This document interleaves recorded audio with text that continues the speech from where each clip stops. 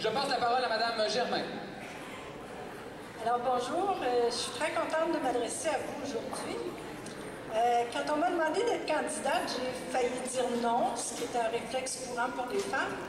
Puis en réfléchissant, je me suis dit, ben voyons donc, ça fait des années, Elisabeth, que tu travailles et que tu milites dans les mouvements citoyens, dans les groupes de femmes, dans les groupes de lutte à la pauvreté.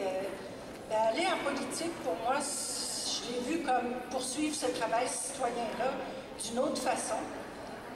Aller dans les lieux où se dessinent des actions structurantes.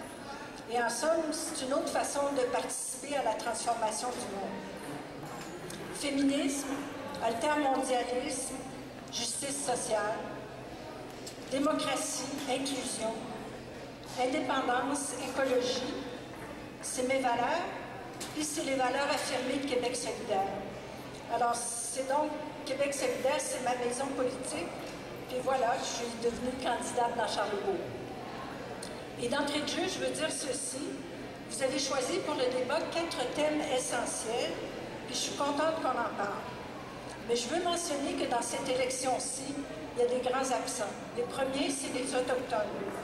On n'a pas donné la place, on n'a pas donné parole aux personnes autochtones, on n'a pas parlé de la question des nations autochtones. Elles vivent pourtant sur le même territoire que nous, ou plutôt nous vivons sur le même territoire qu'elles.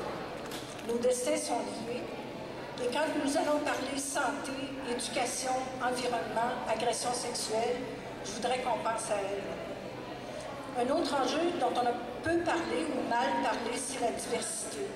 On partage ce pays avec des gens qui sont venus de partout. C'est pas seulement des travailleuses et des travailleurs, c'est d'abord des êtres humains qui veulent vivre heureux, tout comme nous. Et je dirais que, pour finir, qu'un Québec du vivre ensemble, c'est un Québec qui assume sa coexistence avec les nations autochtones et avec les personnes de la diversité. Merci, Madame Germain. Donc, sur le volet éducation, j'aimerais entendre maintenant Madame Germain sur ce que propose Québec solidaire.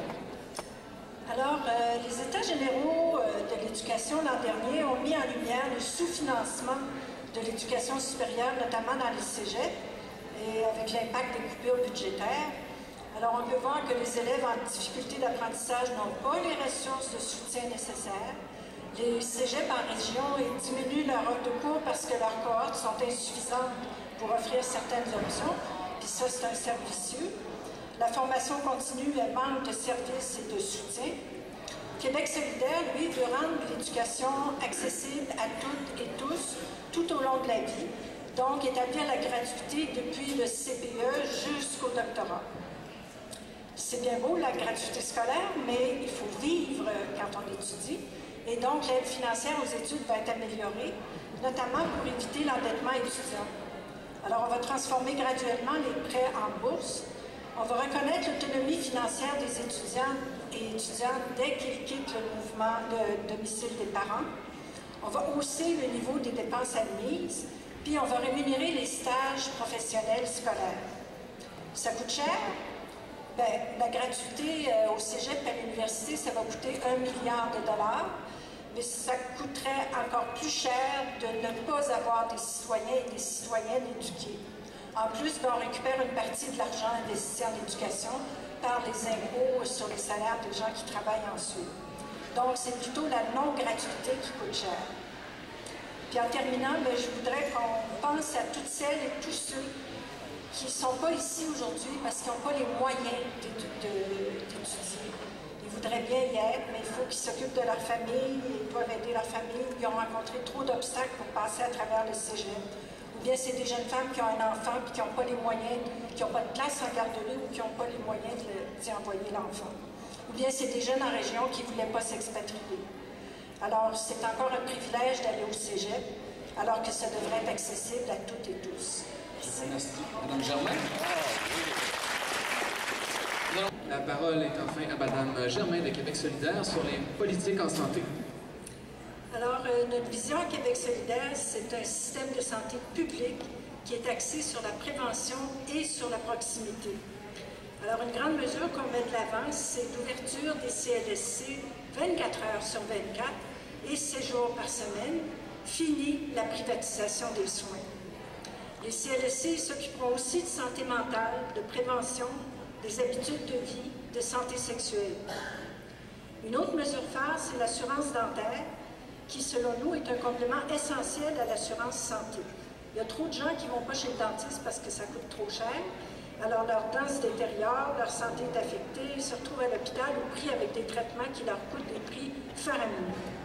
Donc, avec l'assurance dentaire, l'État va tout payer jusqu'à l'âge de 18 ans, puis va payer 80% de la prévention et du nettoyage pour les adultes, puis 60% des traitements.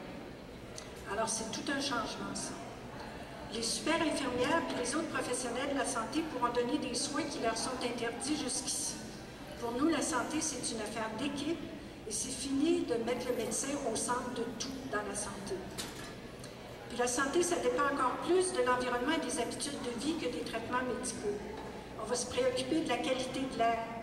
L'incinérateur, le port de Québec, d'autres sources de pollution comme ça, on va agir. On va se préoccuper de l'approvisionnement alimentaire.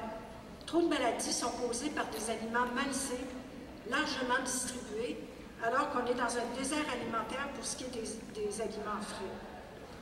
Je pense aussi à la santé mentale des jeunes. Le suicide, c'est la première cause de mortalité chez les jeunes. Donc, il faut améliorer nos environnements matériels et sociaux, nos environnements humains. Il faut diminuer les sources de stress, diminuer la perte de sens, offrir des ressources en santé mentale appropriées. C'est en prenant soin de nos milieux de vie que nous améliorerons notre santé. 2 minutes, Bill. L'environnement, c'est le défi de l'heure.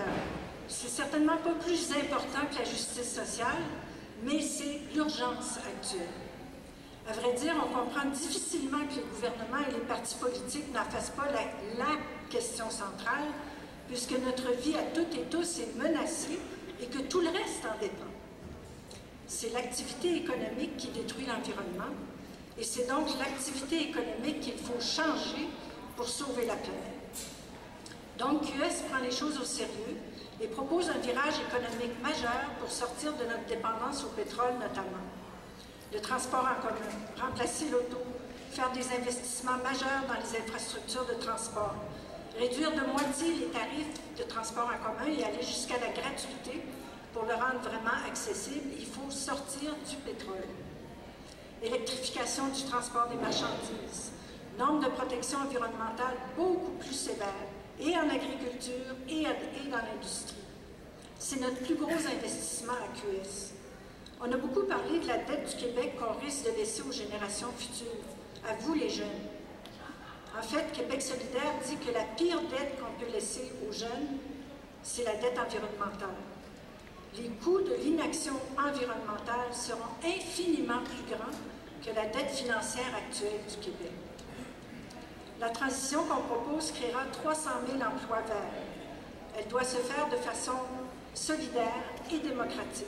Et on va aider les gens à s'y adapter, éviter que les salariés payent le gros prix des changements et rallier toute la société dans ce virage majeur parce qu'il en va du bien-vivre de tout le monde. Merci, Mme Germain. Merci. Agression non dénoncée, moi aussi, MeToo, Roson, Gomeshi, Trump, il y a tellement de choses qui sont apparues au grand jour. Parfois, c'était des gros noms, mais parfois, plus souvent qu'autrement, c'est des femmes ordinaires qui ont révélé ce qu'elles vivaient au quotidien, au travail, aux études, à la maison, dans les lieux publics. On le sait maintenant que les agressions sexuelles et les violences sexuelles, c'est chose courante. Pour les petites filles et les femmes surtout, mais aussi pour des hommes et des garçons. On s'est mis à parler de culture du viol. Culture parce que ça imprègne tout notre environnement. Viol contre la volonté des personnes. On s'est mis à parler de consentement. Un geste sexuel sans consentement, c'est une agression, c'est clair. Quand on est agressé, on a de la difficulté à fonctionner dans son milieu. On devient à risque de problèmes de santé mentale. Savez-vous que 80% des femmes hospitalisées en psychiatrie ont déjà vécu de la violence sexuelle? C'est un lien fort.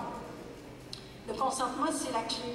C'est au cœur de toute action par rapport aux agressions sexuelles. Et ici, on félicite la ministre David qui a agi rapidement et efficacement avec cette notion de consentement au centre.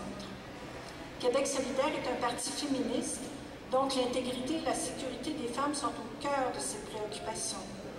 Alors, on va établir des cours d'éducation sexuelle dans les écoles primaires et secondaires. On soutient clairement l'adoption de politiques pour contrer les agressions et le harcèlement dans les écoles. Les événements chez les pères Maris, d'ailleurs, sont clairs là-dessus.